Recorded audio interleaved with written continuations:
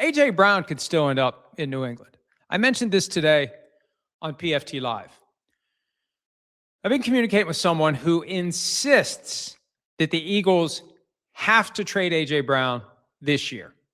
Based upon the way they do their contracts, they do annual option bonuses with voidable years, cash over cap. And what it does, it creates situations where you have these big cap numbers as the contracts mature, and it makes it very hard to trade or cut a player because it sparks a significant dead cap charge. And next year, 2027, the Eagles get jammed up. That's what this person has told me. They get really jammed up on their cap.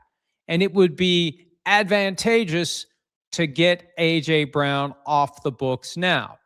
Now, before Jalen Phillips was signed by the Panthers, the thought was, hey, you know what? The Eagles have to make this trade, but they have to wait until after June 1 to do it. Because you can't do a post-June 1 designation trade. You can only do 2 players who are post-June 1 designation releases. So you got to wait until after June 1. And we've seen teams do that. Wait, just wait. June 2 rolls around, do the trade. And reduce the cap charge. And what you do at that point, just so everyone understands, whatever the proration is on the guy's contract for this year, signing bonus, restructuring bonuses, anything that's been spread over multiple years. If you do it after June 1, you only take what's on the books for this year. Everything else hits the next year. If you do it before June 1, everything from future years accelerates into the current year.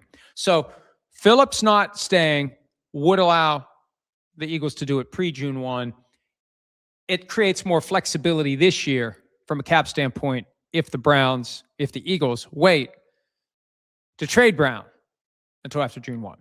So there's a belief that not only do they want to, but they have to. This isn't the Eagles seriously intending to keep A.J. Brown around. There's a belief that the ship has sailed.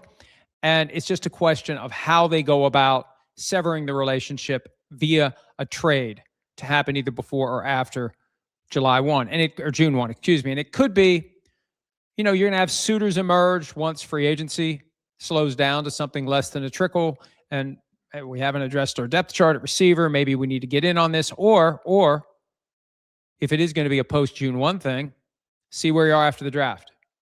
See where it is. See where it stands.